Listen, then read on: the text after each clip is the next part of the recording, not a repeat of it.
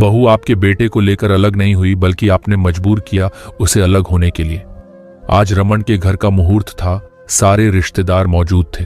कई रिश्तेदार उसकी बड़ी वाहवाही कर रहे थे। वाकई उसने कितना सुंदर घर बनवाया था। हालांकि था तो 60 गज में फैला हुआ छोटा सा घर, पर बहुत करीने से बनाया गया था। लेकिन साथ ही कुछ रिश्तेदार दबी जबान से रमन और उसकी पत्नी साक्षी की बुराई भी कर रहे थे। भला नए घर की क्या जरूरत थी? इतना बड़ा बंगला तो था इन लोगों का। बेवजह महल को छोड़कर छोटे से घर में आ रहे हैं। वाकई अक्लमंदी का सौदा नहीं किया इन लोगों ने। तो कुछ ने कहा, माँ बाप की सेवा करते जोर आता है, इसलिए माँ बाप को अकेला छोड़कर यहां आ गए।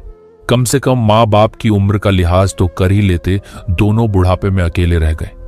अरे बहू संस्कारी नहीं है, वो रहना ही नहीं चाहती होगी इनके साथ।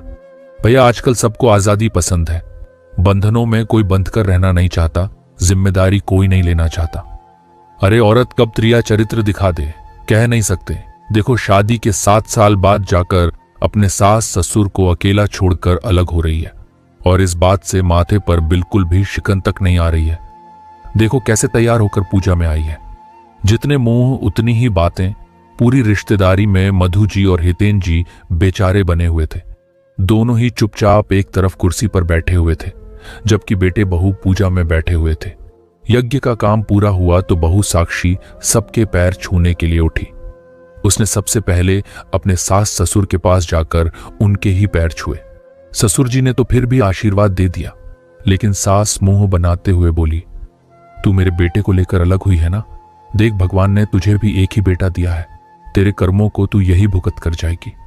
मधु जी आशीर्वाद की जगह श्राप देते हुए बोली, पर साक्षी ने मधु जी को कोई जवाब नहीं दिया, बल्कि वो और रिश्तेदारों के पैर छूने के लिए आगे बढ़ गई। वो अपने नए घर में किसी तरह का तमाशा नहीं चाहती थी। उसके बाद वो रसोई में आ गई। आखिर नई रसोई में खिचड़ी जो बनानी थी, उसके बाद ब्राह्मण और कन्या भोज करना था, और उन्हें वो खिचड़ी भी परोसनी थी। खिचड़ी बनाते बनाते उसे वो दिन याद हो आया जब वो रमन की दुल्हन बनकर ससुराल आई थी। उसका ससुराल का मकान काफी बड़ा और आलीशान था। एक पल के लिए तो उसके पैर अपने आप ही बाहर ठिठक गए। सचमुच कितना सुंदर मकान था वो, लेकिन वो मकान तो सिर्फ मधु जी और हितेन जी का था।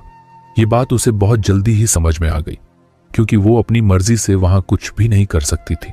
शादी के 4-5 दिन बाद ही उसने अपने कमरे की बेडशीट बदलकर रंगीन बेडशीट बिछा दी, जो वो अपने साथ ही लेकर आई थी। जब मधु जी ने यह देखा तो काफी हंगामा कर दिया। आते ही अपनी मनमानी शुरू कर दी तुमने। ये मेरा घर है और मुझे मेरे घर में लाइट कलर्स ही पसंद है, इसलिए इस बेडशीट को अभी हटाओ यहां से। सासू मां के इस रवैये से साक्षी हैरान रह गई और उसने चुपचाप बेडशीट हटा दी। कभी रसोई की सफाई को लेकर तो कभी पर्दे बदलने को लेकर हर चीज में मधु जी साक्षी को टोकती थी, और हर बार ये कहना नहीं भूलती कि ये मेरा घर है, यहां मेरी मर्जी से ही सब कुछ होगा। रमन भी मधु जी के सामने ज्यादा कुछ नहीं कह पाता। अभी तक तो साक्षी अकेली ही थी, लेकिन बेटे प्रिंस के होने के बाद तो और ज्यादा समस्या हो गई। छोटा सा था तब तक कोई दिक्कत नहीं थी, लेकिन जैसे जैसे बड़ा हुआ, कभी किसी कमरे का सामान बिखेर कर चला जाता तो कभी किसी कमरे में और डांट पड़ती। साक्षी को डांट के डर से साक्षी घर ही समेटती रह जाती, पर फिर भी उसे डांट पड़ ही जाती। आखिर बेटे को घर में रहने वाले संस्कार नहीं सिखा पा रही थी। प्रिंस जब स्कूल जाने लगा तो और बच्चों की तरह वो भी पेंसिल, कलर वगैरह से दीवार पर लिख देता। बस मधु जी और हितेन जी इस बात पर चिल्लाना शुरू कर देते और साक्षी कपड़ा लेकर दीवार की साफ सफाई करने दौड़ती। लेकिन आखिर कब तक? आखिर वो भी इंसान ही थी। एक दिन अचानक मुंह से निकल ही गया, माँ जी प्रिंस अभी बच्चा है, बच्चे थोड़ी बहुत शरारत करते ही है, आखिर इसे बांधकर कैसे रखूं? मुझे नहीं पता, तेरा बेटा है, तू ही संभाल। मैं अपने घर को गंदा होने नहीं दूंगी, मुझे मेरा घर साफ सुथरा पसंद है। मधु जी तो 2 टूक जवाब देकर वहां से निकल गई। साक्षी हक्की बक्की सी उन्हें देखती रह गई। वो दिन था जब पहली बार साक्षी ने रमन से अलग घर लेने के लिए कहा था, पर रमन ने उस दिन भी साक्षी को चुप करा दिया। साक्षी मां है, थोड़ा सा सुन लिया करो, अब वो बुजुर्ग है, कुछ कह देती है तो एक कान से सुनो और दूसरे कान से निकाल दिया करो। पर ऐसे कैसे रमन? मेरे बच्चे का बचपन तो वो जी ही नहीं पा रहा, ऊपर से माँ जी सोचती भी नहीं है, किसी के भी सामने चिल्लाना शुरू कर देती है। आखिर कब तक सुनूं मैं? साक्षी, थोड़ी सी हिम्मत रख लो। समझो, मेरी बात को माँ पापा बूढ़े हो चुके हैं, उन्हें अकेला भी तो नहीं छोड़ सकता। अब इसके आगे साक्षी कुछ कह ही नहीं पाई। लेकिन उस दिन तो रमन घर पर ही था। बाहर बारिश हो रही थी। पता नहीं कैसे पीछे वाला दरवाजा खुला रह गया और प्रिंस खेलता हुआ बाहर उस छोटे से बगीचे में आ गया। बच्चों को तो वैसे भी पानी से बहुत लगाव होता है। 4 साल के प्रिंस को भी बड़ा मजा आने लगा।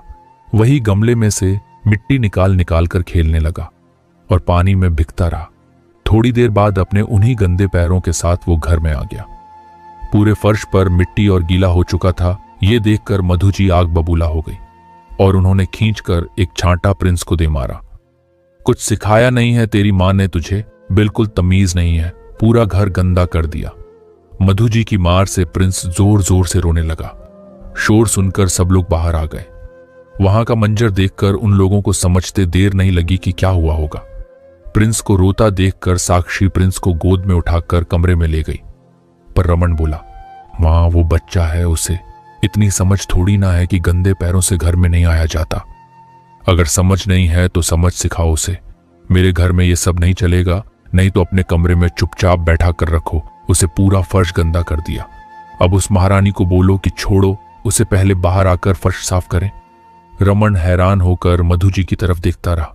ये देखकर मधु जी बोली, अब यूं ही घूरता रहेगा मुझे या फर्श भी साफ करवाएगा? आखिरकार रमन खुद ही बाहर गया, कपड़ा लेकर आ गया और पूरे फर्श पर उसने पोछा लगा दिया। पर मधु जी ने कुछ भी नहीं कहा। उस दिन रमन ने ठान लिया कि वो छोटा सा ही सही अपना खुद का मकान बनवाएगा। ऐसा मकान जहां उसका बच्चा उसका बचपन जी सके। और आज वो सपना साकार हो रहा था। थोड़ी देर बाद ही भोजन का आयोजन किया गया।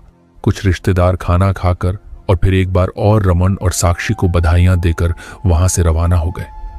अब घर में कुछ खास रिश्तेदार ही बचे थे। साक्षी और रमन उसके मायके वालों को विदा कर अंदर आए तो मधु जी खड़े होते हुए बोली, रमन अब हम भी जाएंगे, हमारे घर तुम्हारा काम हो गया हो तो हम भी यहां से निकले। उनकी बात सुनकर रमन और साक्षी वहीं खड़े रह गए। रमन ने कहा, मां कहां जा रही हो? आज तो यहीं रुक जाओ, कल चले जाना। तब हितेन जी बोले, नहीं बेटा, वहां पर कोई नहीं है और तुझे तो पता है कि आजकल घर सूना छोड़ना सही नहीं होता, इसलिए तू तो कैब बुक कर दे, हम लोग अभी रवाना हो जाएंगे। और वैसे भी यहां रुक कर करेंगे क्या? अगर तुम्हें सेवा ही करनी होती तो उसी घर में कर चुके होते, ये नए घर का तमाशा नहीं करते। मधु जी साक्षी की तरफ देखकर ताना मारते हुए बोली। उन्हें पूरी उम्मीद थी कि साक्षी जवाब देगी, लेकिन साक्षी तो चुपचाप अंदर चली गई, कुछ भी नहीं बोली। ये देखकर वो और ज्यादा तिलमिला गई।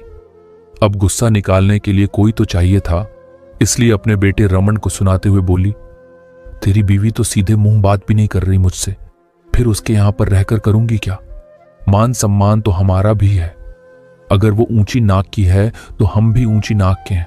हमें तो नहीं रुकना तेरे इस नए घर में, हमें तो हमारा घर ही भला, वैसे भी तुम्हारे मकान से तो काफी बड़ा है वो। मां क्यों बात को खींच रही हो? आपको तो खुश होना चाहिए कि आपके बेटे ने कम से कम छोटा ही सही एक मकान तो बनाया है। हाँ, तू तो अपनी बीवी के पक्ष में बोलेगा ही। याद रख, तेरा भी एक ही बेटा है। जैसे बहू तुझे लेकर अलग हो गई और हमें अकेला छोड़ दिया, वैसे ही तुम भी तरसोगे। बस करो मां, कुछ भी बोले जा रही हो। आपकी बहू आपके बेटे को लेकर अलग नहीं हुई है, बल्कि आप खुद उसके लिए जिम्मेदार हो। मेरा घर, मेरा घर, मेरा घर, आप हर बात में अपने घर का ताना देती थी। उस घर में हम अपनी मर्जी से कुछ भी नहीं कर सकते थे, यहां तक कि हमारा बच्चा वहां आजादी से खेल नहीं सकता था। तो जब वो घर ही हमारा नहीं तो फिर भला वहां रहकर करते क्या हम? रमन फटाफट से कैब बुक कर दे बेटा, हमें जाना है। और मधु तुम चुप रहो।